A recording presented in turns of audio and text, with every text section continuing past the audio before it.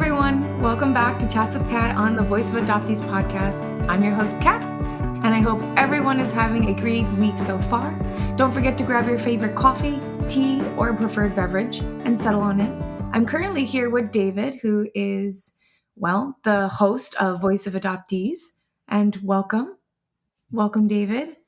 Thank you, Kat. Always a pleasure to speak with you.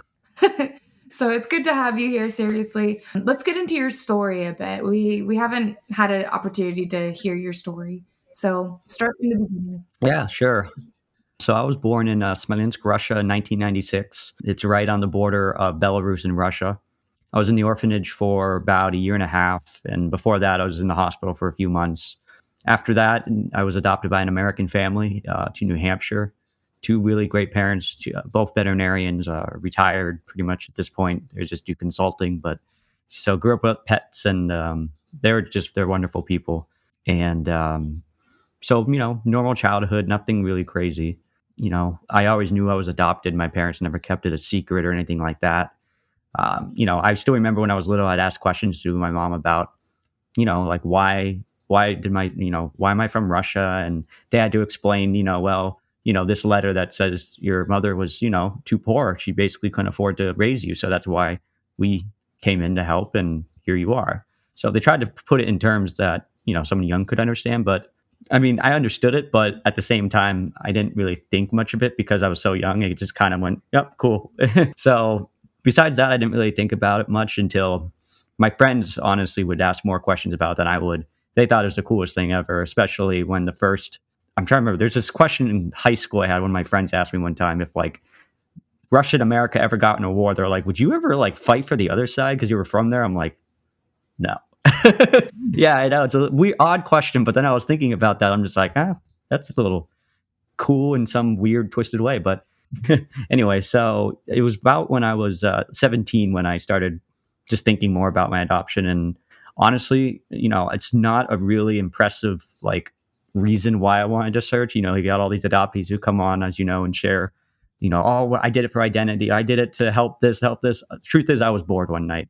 I'm not even kidding. I know that sounds terrible, but I was bored and I was just on Google and I was just Googling the names on the documents I had. And that's where everyone starts. Let's Google, see what I find. And of course, my last name was Novikov. So it was like the equivalent of Smith. So it's like, the chances are about as slim to nothing. So, I wasn't expecting much.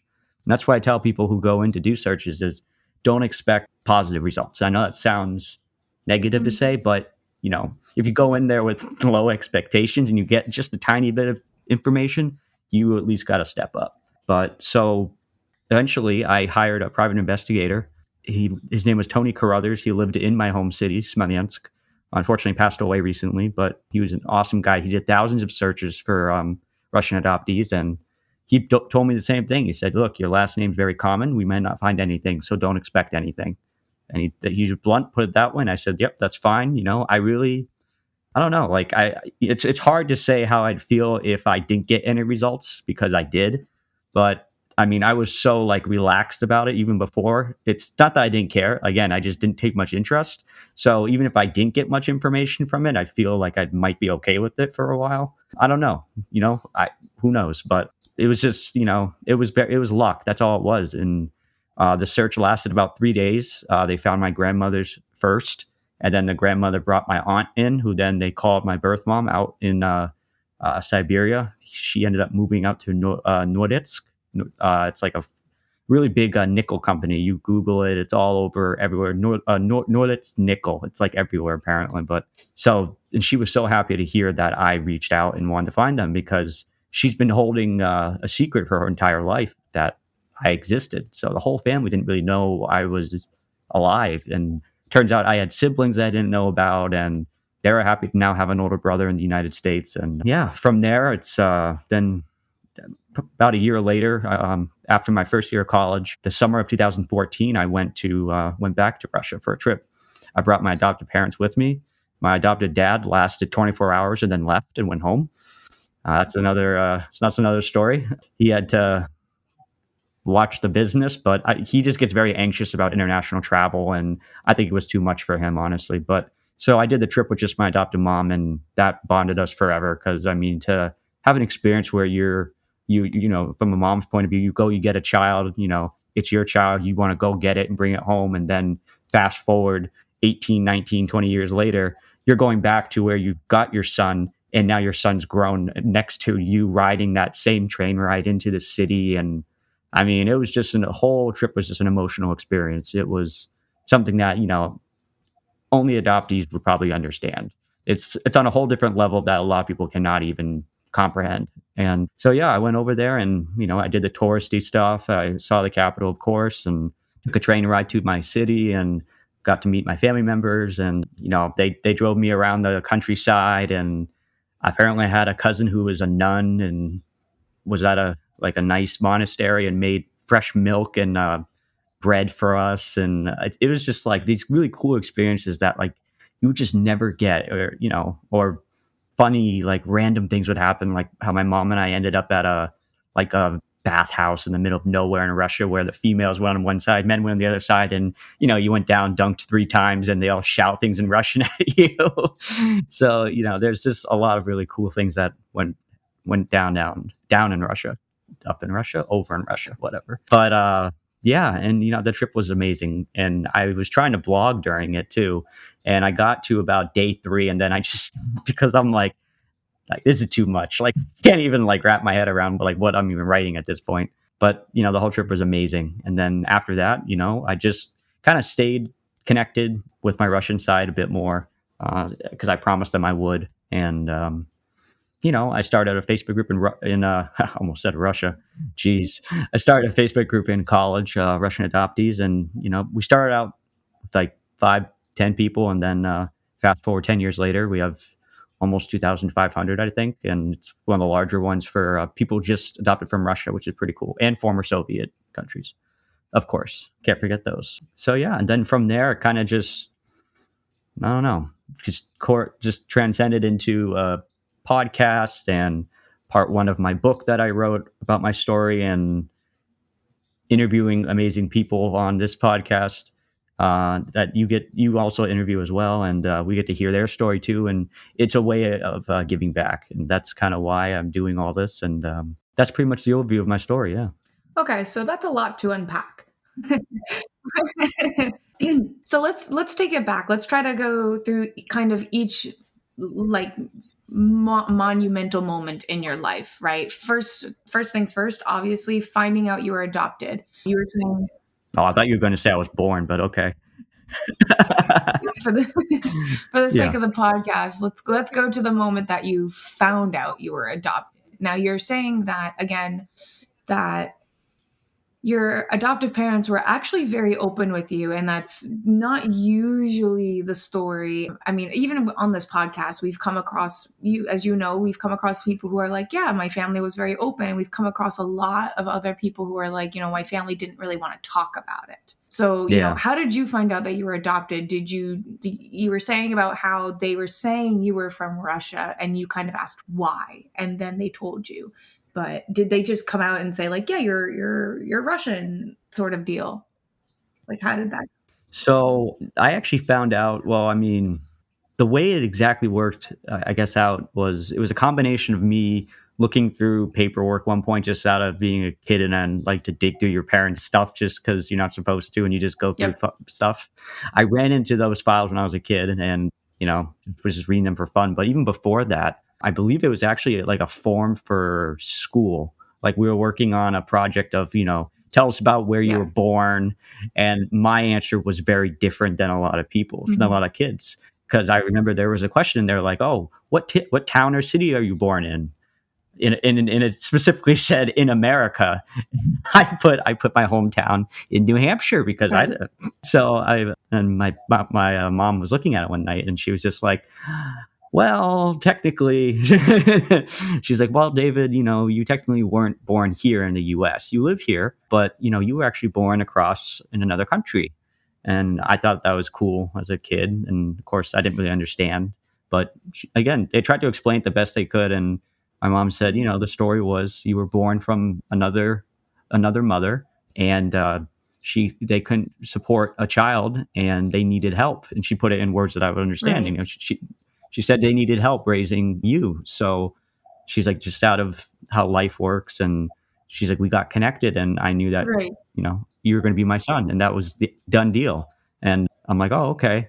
And then that's literally like all like, that's it. I didn't really touch it for like 10 years because I'm like, I know where I'm from. Sure. I mean, yeah, it came up freshman year of high school as well in science. We were, Oh, studying yeah. genetics. That was a fun one. Where do you get your X and Y chromosomes from? I'm like, I don't know. I'm like, oh, I'm just gonna make. Yeah. Yeah, I'm like, yeah. So I told the teacher, I'm like, should I fill this out like guessing? And she's like, what do you mean? I'm like, well, I'm adopted, so I don't really have medical history or Right. anything like that from Right. Russia. And she's like, oh, I'm so sorry, and apologized and Oh, felt God. bad, and it just excused me from the project. And I'm like, really, it's not a big deal, like because I didn't mind. I'm like, but anyway, so yeah, I mean, yeah, so that's kind of where that started. And then as I got older, So as you're saying this, my mind kind of splits into two different schools of thought now. yeah, One is, I think it's interesting that you were saying about how you found out and you're like, yeah, okay. I mean, I'm not just based off of the people that we've interviewed, my own personal experience, like my immediate thought was, I want to find out more. Like I need to know more. But it doesn't seem like you had that kind of thought process. yeah, no, I mean, that young age, no. Like I said, I really started getting eager to learn more as Older. I was older for Mm. some reason. But I mean, it helps when I don't know what exactly it was, but I do know that my mom always tells me when I was adopted that the orphanage staff and the agency told her many, many times that, I never had the typical baby growing up experience from being in an orphanage where you're not held all the time by a mother. You're not rocked by a mother. You're not this and Mhm. that. And the doctor said it's so important that your child needs to have that experience. Even though he's older than children that already went through it, you need to do it Mhm. on him as well. So when I got back to the US, like around a little before 2 years old, for a year, I was a little bit slower with progression in terms of being raised as a child, Right. pretty much. And they were just told to do that. And maybe that had positive outcomes. I don't know. But no, I mean, I always viewed my parents as my parents. And I don't even think twice of it. And to be frank and totally honest with you, the thought of calling people that you don't even know in another country like, oh, that's my real parents. I think that's just offensive, but that's my own opinion, and we can express our own opinions. But when I talk about like my mom's the person that adopted me and raised me. That's like it's. I'm sorry, but that's just my No, opinion. no. But anyway, to answer your full question, I'd say it's also nice that I didn't really have identity really issues much because my adoptive mother, her family history, her whole family came from Russia and Germany. So we look alike in a lot of ways. So everyone actually thought growing up that I was her biological son, and my brother was actually the adopted one because I looked more like my Mm. mom. Not so much my dad though. He's about as Midwestern as you can get. He's from Ohio. And, he had the blonde hair as a kid to gray hair, bright blue eyes. I mean, no. But yeah, so that's kind of that Yeah, so part like again, that's very interesting. I know that for different. adopted children, something that I mean, again, I'm kind of like you, where I was in a very good orphanage. I remember it to this day. I have like those. I have some obviously memories of it, but they really found people who would be my parents who looked very much like me. Like if, in my opinion, I don't look like my biological mother. I look like my adoptive mother. So I think that's a very interesting Right. thing to the point that you're making about, you know, I understand that. It's funny because my adoptive mother passed away recently, and then a month later, my biological mother passed away. And it's interesting because for me, it's much harder knowing that my adoptive mother is gone versus my biological mother, because at the end of the day, I've always had it in my head, once I really grew and understood everything at an older age. When you're young, you don't Yeah. really understand sometimes.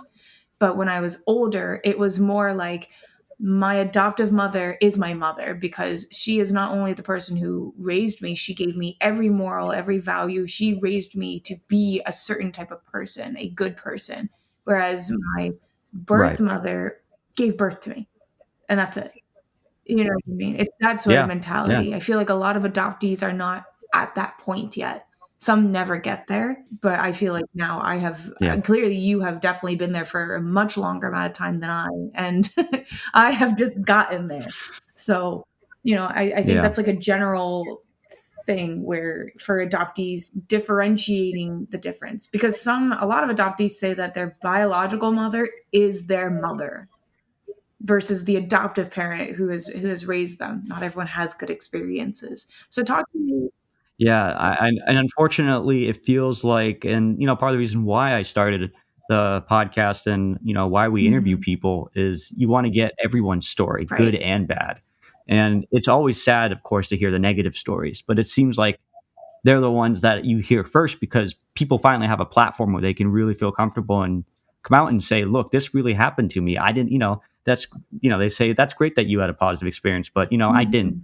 And then it's, it hurts to hear because you wish that they had a good experience because, in some ways, when I first started everything, I always apologize to everyone because I'm like, I'm sorry, like I'm asking these questions, but I can't relate to your there is no average adoption story, but Mm. there's a lot of things I can't relate to. Like there was really no negative experiences. Everything was lucky for me. Everything turned out pretty well, almost perfect. I mean, I have no complaints about anything. I mean, in terms of identity issues, I mean, yeah, sure, I feel maybe anxiety problems probably started from Russia. I know a lot of us get anxiety, but then again, I feel like everyone in this world has anxiety Mm. at this point. But I don't know. I mean, but yeah, in elementary school for a couple years, I had extra language support for English Mhm. because my writing was so god awful. It was terrible. I mean, my writing's still bad. Like, I mean, like Yeah. handwriting, like computer writing, no problem. Like, I can type a lot of words per minute. But I don't. Besides that, I mean, I was never bullied for being adopted. I never had bad experiences in school. I mean, I don't know. Like I grew up in a very kind of boring Right. town. Like it wasn't anything special, but it wasn't a city with a bunch of people. It was just I don't know. I had, like I said, I really had a relaxing kind of childhood and a nice life growing up. So in some ways, I feel my heart hurts for the people that have such bad experiences, and to get adopted and you already have to face the fact that one set of people couldn't afford to keep you, or they just for whatever circumstance they couldn't raise you, so you already have to deal with Mm. that in your head, right? That in some people the way they see it is I was already abandoned once in my life, and then they come here and get adopted, and then now they have a terrible experience with their adopted families over here. Some of them get shunned, some of them get told terrible things, they end up not talking, and now they have another problem in the US. So not only did their biological family turn their backs on them, their adoptive family turned their backs on them. So it's no wonder that they just don't trust people and they don't know who they are because they don't know. I mean, that just, I wish I could do more, but it's hard, it's just why the first step of anything, we just got to talk more and, listen to them and try to help as best we can. Yeah. That's I kind mean, of I the think the goal. goal, obviously, of the podcast is to help the beginning stages of healing for many, many adoptees. Yeah. Something interesting. You just said something very interesting that I wanted to like touch on. Again, my brain kind of does this thing where it has like 100 questions per second, and I'm trying to hold on to all of them. Wow. So you just had 100, we're at Yeah, 200. like I have a lot of questions that I want to ask. Like I'm kind of just like, I want to talk about I want to talk about your story. I also want to talk about like the adoptive community as a whole and its kind of mentality Yeah. about adoption. Also, I want to go Yeah. back to your time in school and talk about the kind of the stereotype that the teacher really, I mean, at that age, you didn't necessarily, I think, you didn't know that it was a stereotype that she was doing, portraying. You know what I mean? "Oh, I'm Yeah. so sorry you were abandoned," sort of thing. And it kinda ties into some adoptees will say, which I personally am not a fan of, all adoptees are orphans, we're orphans, and I personally am not a fan of that because I do not believe that we are orphans. We are not orphaned. Orphans are people who have no parents, no family at all, and I can understand why people say that or why people feel that way, but I don't necessarily agree with that.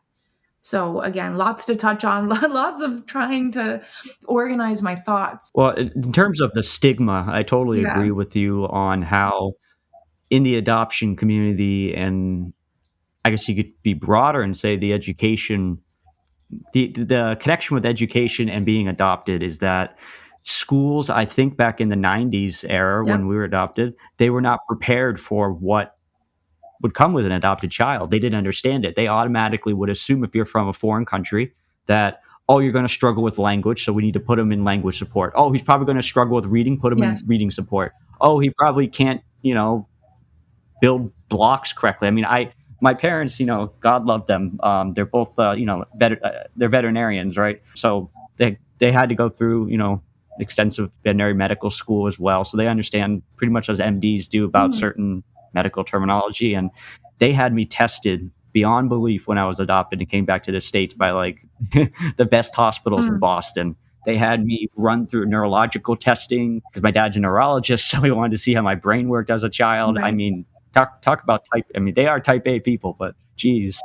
But literally, I still remember this. I had to spend hours building blocks, and they had neurologists study how I would build blocks because apparently that would like I don't know, but like so I was run through all the tests, and in some ways I think that's cool, but in other ways, yeah, you can say that's totally unnecessary.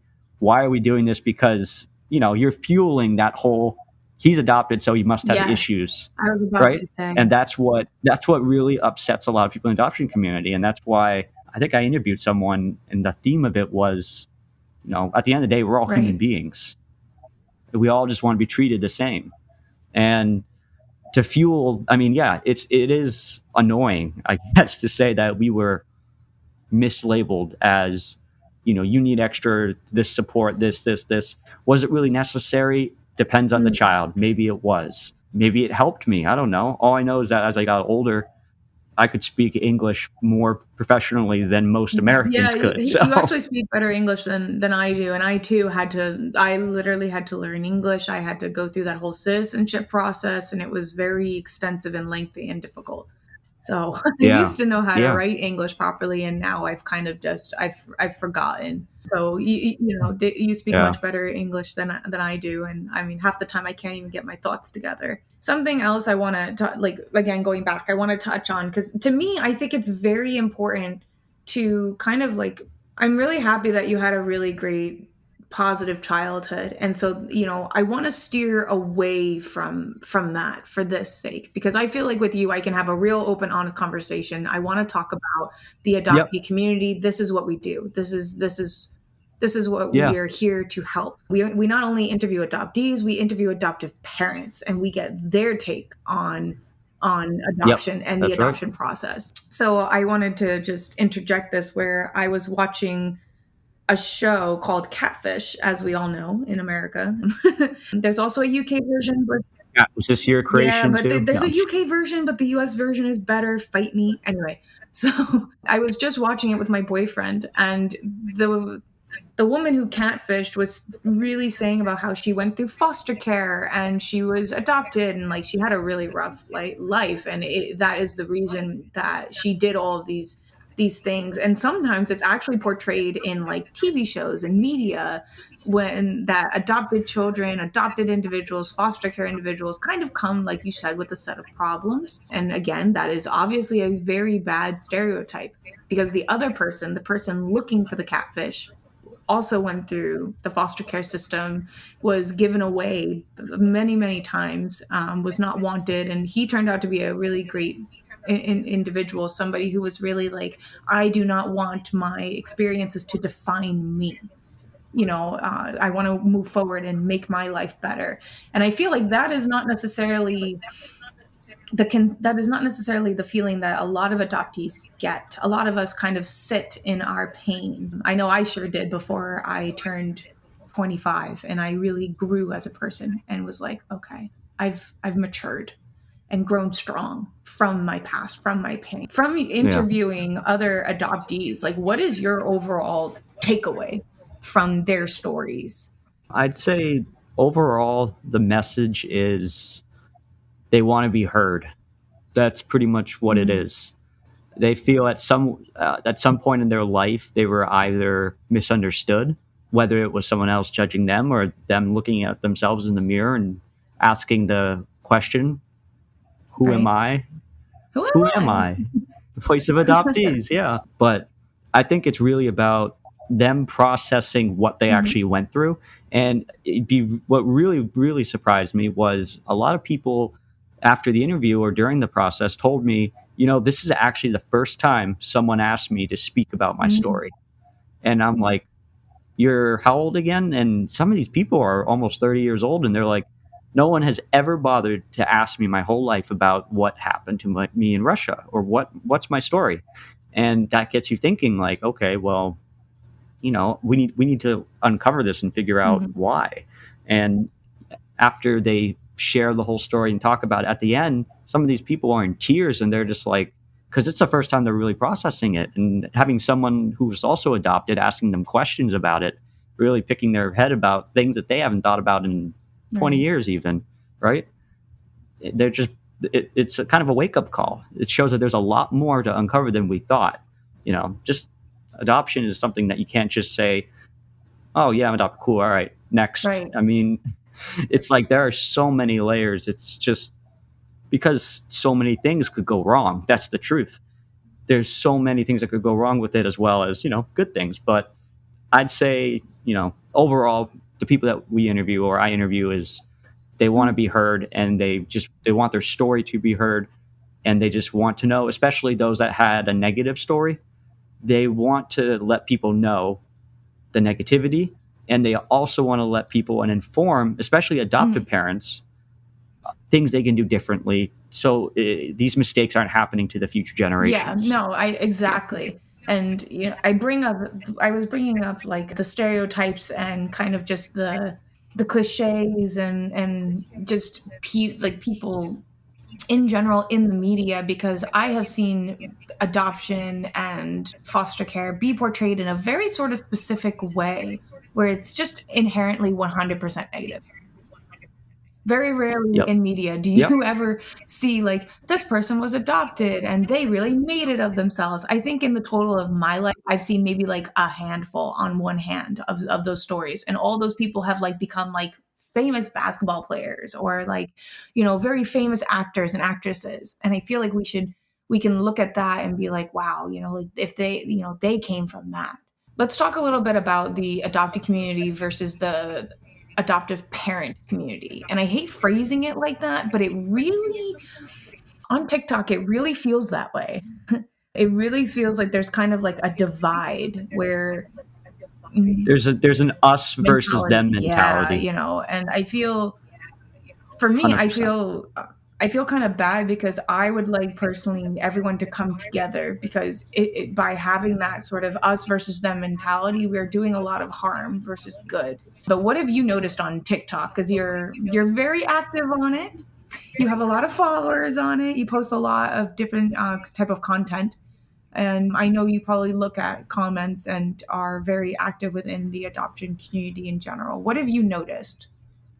Well, one thing first I've learned adoptees are very passionate about their Yes, beliefs, so be careful questioning them because they're always up for a good that's old very fight. true. I've learned a lot to kind of keep my mouth quiet sometimes, bite my tongue Mhm. a little bit, but I will say, a large percentage of the content posted about adoption on social media and TikTok is negative stories, it's Mm. negative experiences. It's, I mean, some people really do blame their entire life's problems on their Right. adoptive parents. And they think, you know, they're going to be that way forever because of them. Or, you know, they talk about on certain days like their birthday where they're missing their mom from home, Russia or China or Vietnam or Mhm. wherever, UK, Ireland, yeah. And it's heartbreaking because it's like you ask them, well, what about your adoptive Right. parents? Like, do you talk to them or did something happen? But there's just so many things that are being said, but really it just seems that you have a lot of people that have bad experiences with their adoptive families, especially adoptive mothers. It seems like it's geared to, and these poor mothers try to get together and have this is heartbreaking to say, but I actually saw this small little multi interview going on TikTok where it was about 5 or 6 birth mothers all on TikTok video chat having chats about adoption because they want to know, hey, I'm starting to get literally bullied online from Yes. random people who are adopted saying I'm a terrible person Yes. because I did this. What do we do? We gave you up and we're getting targeted as bad people, but they don't understand all the circumstances at Yes. the time, because some of them had terrible circumstances, like if they were raised in a bad neighborhood or they were literally financially just could not afford a child. I mean, personally, I don't know. Everyone has their own opinions, but if they believe they were what matters is that at that time you don't know what they were thinking because Right. you're not them. But you got to understand that these adopted parents, I'm sorry, biological parents, especially biological mothers, they had a choice to make.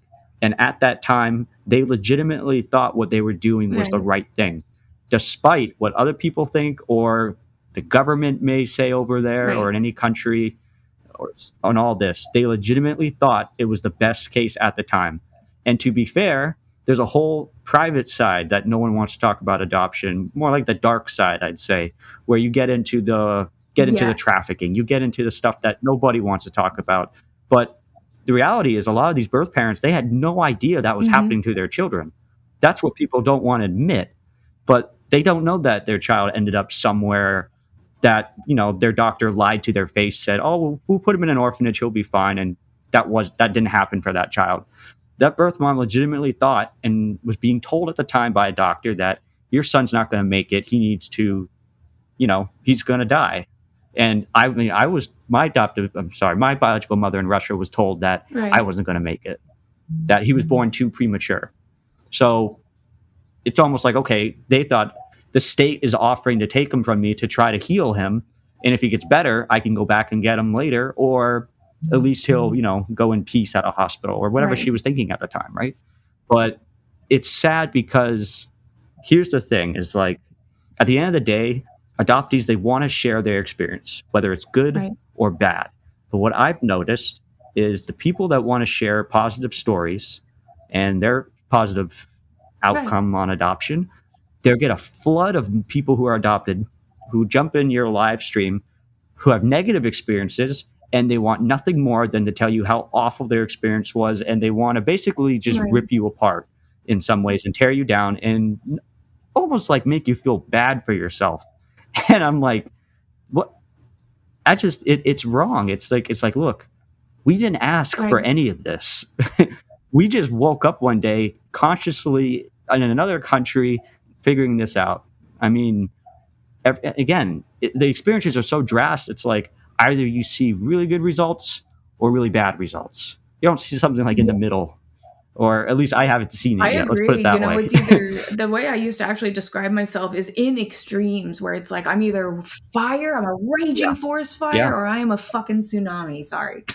I am a tsunami. And when I am neither, I am air, I'm steam, I'm smoke, I'm Yeah. No, despair. And absolutely. that's the kind of Yeah. attitude mentality that I kind of see like going on. You have the one side of adoptees who are very at peace and okay with what happened to them. And then you have the other side where they're struggling and they're trying to just understand and make it through, and they're harboring hate, which I think a lot of adoptees need to go through in order to eventually understand. And something Yeah. I recently interviewed someone, and I mean, she was amazing. Her story is unlike anything I have ever heard. Her story is one of the darkest stories I've ever heard, about just horrible abuse and just remembering it all, knowing that it was done by her biological father in Russia. And she said, like, the day that I was taken out on that stretcher is the day that I found God, and the day that my adoptive family said we want a closed door adoption was the day that I started trusting them, because I knew it meant that they were trying to protect me.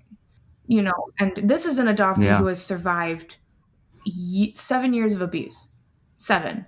years of physical abuse. Like her bones were broken so badly, like she couldn't breathe. She almost died a couple of times at the hands of her biological father. And even for me, like Yeah. sometimes finding out the truth, even interviewing Masha, she was like, after I found out the truth, I knew I didn't want anything to do with my biological family. And I'm like, that is the point that I think not all adoptees, I think that's the point that all adoptees need to get to, where they do find out the truth, which I think is what causes the turmoil for adoptees. They want to find out the truth because they want to know the truth, but not everyone understands that the truth sometimes really deeply hurts. Sometimes you're better off not necessarily knowing. And it's a very difficult thing to kind of come by and process. And let's talk about the adoptive parents for a second, because I interviewed someone and she had adopted a little boy and she posted about it and it went viral for the fact that she was saying about how happy she is to have this child in her life. And it went viral for the wrong reason, in my opinion. A lot of adopted individuals were really just attacking her and saying, like, how dare you do this to the biological mother, blah, blah, blah, blah, blah, blah, blah. And for me, I think, like, as a community of adoptees, we need to support each other. And we may not always understand adoptive parents, but it doesn't mean that we as a community need to do better. We should never send someone hate, because we ourselves don't want to receive it from anybody. Doesn't matter if it's a parent or exactly. a fellow adoptee. We should just not send each other hate. Right. We should be open and willing to listen to each other's stories. Anyway, that wasn't really a question. It was more of like an observation. Have you interviewed adoptive parents on your part of the podcast? Yes. Yeah, a few. Okay. So including my own adoptive mother.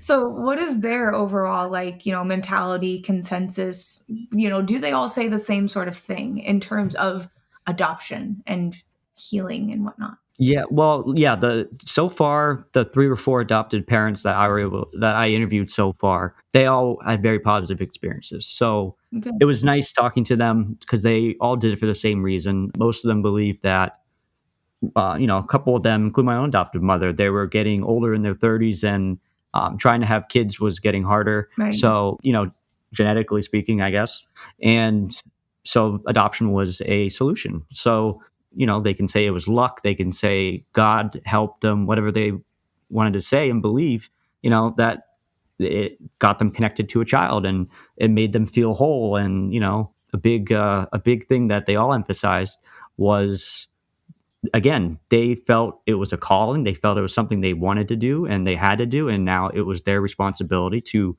raise that child as it's my own. And I think my adoptive mom said it really well. I asked her, I said, so you raised me as your own. And she said, she corrected me. She said, I'm not raising you as my own. You are my own child. So she rephrased that and said, like, she doesn't distinguish, it's like it's weird because adoptees, we call them like adopted parents, biological parents, and the adopted parents only refer to them as your kid or my kid. They don't say, oh, my adopted son from Russia. They don't distinguish. I mean, maybe some do, but I haven't met one yet. Let's put it that way. So they, because they're like, we want the child to be, it's our child. Yeah. We adopted him to our family. We're going to call him our own because he's our own now. Right. It's, we're not going to run around and try to tell the world that he's different and special and let everyone know because, it's none of their business at the end of the day. And if the child isn't comfortable with that, we don't want to share that to the world about if he's adopted or she's adopted. Let them be comfortable when they want to talk about it. But for the most part, the adoptive parents that I interviewed were awesome. They all had a mission and they all did what they thought was best, and they all had really positive experiences and they love it. And they say, you ask any of them and they say they'd do it again in a heartbeat. Yeah. And for me, I think that's really beautiful.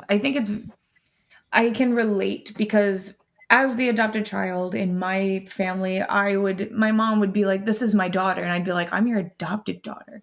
And she would be like, yeah, but you're my daughter. Like, yeah, you may as well be mine. And I understand, like, again, it wasn't until about 25 that I started understanding. And it wasn't until I It's just me. My adoptive dad is dead. My adoptive mother is dead, and my biological mother is dead. And so is my biological father. So it's literally just me now. And it wasn't until that I started really deeply understanding why my mom acted the way that she did, why she did certain things. I didn't always agree with her, right? So Yeah. I think it's very interesting that each adopted all adoptees have different stories. Each person has a different take on it. Some are very open and about their feelings. Other people are like, I didn't really have these issues. Kind of like where you're coming from. You were like, I Yeah. didn't Yeah. feel this sort of negative thing. I didn't, you know. And I think other adoptees would be like, they're just suppressing it.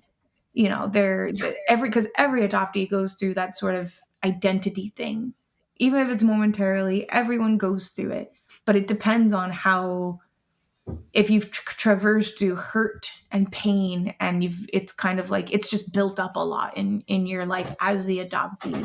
And as the adoptive parent, it's kind of like they're in a predicament where they don't know what to do. They want to help and don't necessarily know how. And I think, from us having interviewed all of these different adoptees and adoptive parents, it's kind of like we can see the scope on both sides.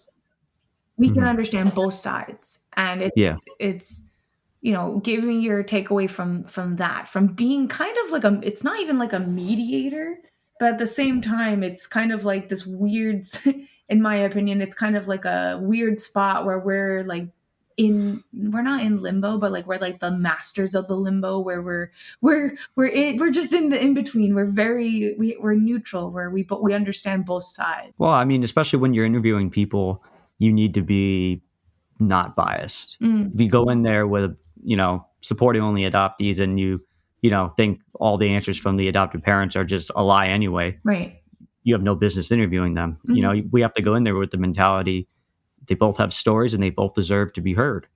And, you have people who complain, and one of the complaints from adoptive parents are, well, we don't speak about adoption much because every time we try to talk about it, we find every negative adopted person in the world suddenly come and start attacking us, telling us that, you stole a child, you ripped them from their mom's arms. Like, and Yeah.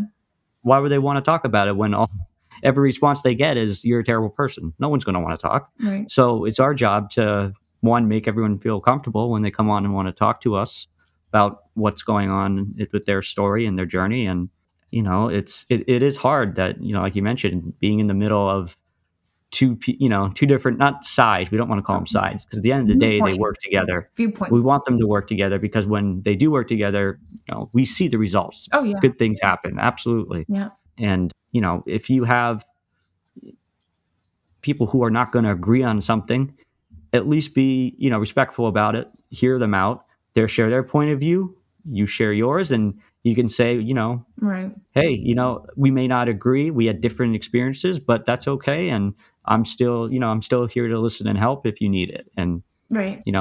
it's, there's nothing wrong with being civil. And I Yeah.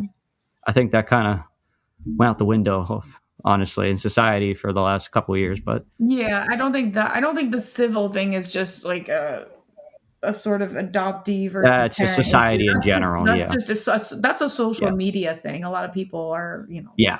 Yeah. yeah. So, but like getting back to it, I'm trying to see. You were saying about how you created Russian adoptees, like in the dorm of your college with these two Mhm. other girls. And I think, like, how did that happen, but what was the sort of consensus? Like, you created with two other individuals that were adopted. How did you find them? So it was actually pretty easy because since people love to hear interesting stories, and as soon as you say you're adopted, people are going to know you only for that reason. That's Oh, yeah, true. the person adopted from Russia. That's literally how I was known my whole life, pretty much everywhere I go. Same. Because and it's the default thing you'd say, tell, every icebreaker, tell us something about yourself. I'm Right. like, oh, I'm adopted from Russia because everyone's going to remember you.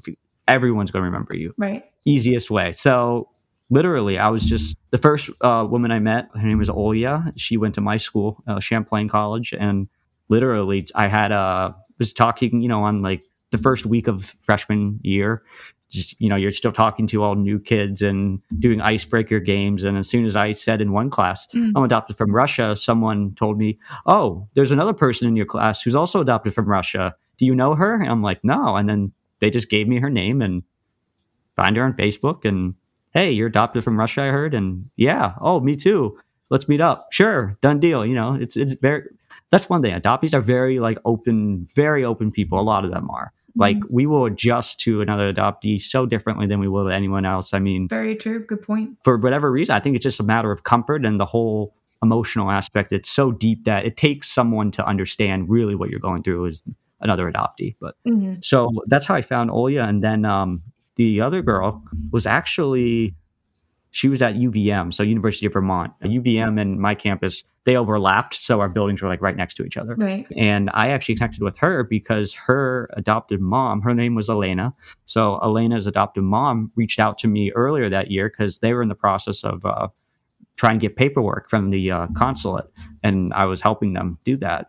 And all of a sudden, she somehow found out I was going to school in Burlington, and she said, hey, my daughter goes to school in Burlington, Vermont, too. She's at UVM. I'm like, oh, well, I'm at Champlain. And so I messaged her daughter and said, hey, I met another adoptee the other day, and I heard you are, too. And we started a 3-way chat on Facebook, and I'm like, hey, guys, come on over. I went, there's a European store nearby in Burlington, Vermont. I went and got some Russian cookies and tea, and I invited them over, and we all had Russian snacks in my dorm room. We were just chatting about where we were born and, like, what our stories were, where we're from, being raised by our parents, how that worked out. And, we just connected on that level. And next thing you know, we were going out to like lunches and dinners and just having fun. And then, then after that, I was thinking, I'm like, this is a good experience. Like, I had a genuinely good experience, and I feel that I want to offer something similar to anyone else that's adopted. And that's how I just got into the whole, let's create a group and see who joins. And we had a big presence from New Zealand. They got on board pretty quick. And then, as we know, our dear friend Sasha, Sasha Leonova, amazing woman, she joined. And after about 8 or 10 people, I'm like, all right, this is a solid group of people. And then it started getting bigger and bigger. And I'm like, okay, this is getting a little like out of control a little bit. And then it got to the point where I'm like, all right, like, we have like thousands. Like, we need to start doing something. Like, we need to do something professionally. Like, we just have to. We have the numbers, we have the support, we have the following, and we can do something great. And that's really still what I believe is we can. Right. And, I'm definitely, I feel like I've been there to kind of support this vision because I too feel the same way. You and I are very much in general agreement where it's like, we want to pay it forward. Yeah, absolutely. 100%. To other adoptees to make sure that they know that they're not alone, to make sure that they can find other people who are not only also adopted, but who have felt similar things in the Facebook group, Russian adoptees. So, which is specifically for Russian adoptees. Voice of Adoptees is the podcast that is for all adoptees. We went from broadening, we went from just Russian adoptees to really broadening it and trying to hear former Soviet Union. Yeah. So not obviously Russian adoptees and former Soviet Union adoptees, but it's more just the transition and the progress and the way we're paying it forward, which is moving from a small group of adoptees to a larger scale where we want to pay it forward to all adoptees. We want to hear all of their stories because adoption is not something that only exists within certain adopted groups. Adoption, whatever thoughts and feelings and processes are things that are experienced throughout all adoptive groups. And the experiences of the adoptive parent is not just from one adoptive parent. It's pretty much, in my opinion, it's quite unanimous. Every adoptive parent goes through the same adoption process. They have to. It's the law, at least in the States. They probably all go through very similar thoughts and feelings and paths while going down that fears, and it's the same thing with adoptees. We all have that. So I feel like, this podcast is the way to kind of pay it forward. And absolutely. And it all starts with educating people. And that's, we start from the bottom and we just work our way up. So, someone has to do it. Might as well be us. Right. So like, what is a different way that we How do we educate differently? How do we educate others about adoption and the adoptee community, and we let the stories kind of be heard? How do we do that differently in comparison to what's out there in the world right now? What makes us unique? I think what makes us unique is our mission is simple. It's very straightforward. Mhm. We empower adoptees and adoptive parents and foster care or whatever to come forward, share your story, good or bad, filtered, non-filtered. You just say it how it is, and we listen. And you let people know how your experience was. And we're different because we aren't doing this for any other means besides legitimately trying to help people any way we can. And that's all I wanted to do from the beginning anyway. But that's our kind of pitch to everyone, is that you can come on anytime, you can share your story. We're not going to judge you, we're going to help you. We have a great following, a great community of people. A lot of adoptees are, at the end of the day, I find to be understanding, good people, despite if they may have negative experiences. At the end of the day, they Mhm. want adoptees to succeed. Some of them may say, because I didn't succeed, I want someone else to succeed. I want to watch that experience. Or they may adopt a child themselves and say, I'm going to give you the experience that I wish I had. Mhm. And that's when it's a whole different level. But I think that's, at the end of the day, we have the podcast to spread the message, and social media to spread the message, and, we organizing meetups, which we've done in the past, which have been very successful. Well, a couple of them. But, and at the end of the day, that's what we're trying to do. So we just got to keep doing it and just let people know that we're out there, we exist. And I don't know, we can talk for hours, and Literally. that's the thing. Yeah. So, but we're not trying to compete with other podcasts out there. I frankly don't really, that's not the, my intent. We're just a little different because I think we are run entirely by adoptees, and we are for adoptees. And there are a couple podcasts out there that are similar, but to have a 100% adoptee staff, I think, is really, really special and really cool. We have a great group of people and a great team. Kat's okay. She's a decent producer. Yeah. She's okay. Meh. But we have an awesome team of people, and they do hard work. And, we're just here to just let people know that adoption is something that deserves to be talked about. It deserves to have a platform, whether good or bad experience. And we hope that if you had a negative experience, that we can turn it around and give you a positive outlook in your current life. So thank you for joining me on this episode of Chats with Kat. A very special thank you to our guest, David. Everyone stay tuned for another episode of Chats with Kat every other Wednesday on the Voice of Adoptees podcast. Always remember, someone somewhere is thinking of you. You are not alone.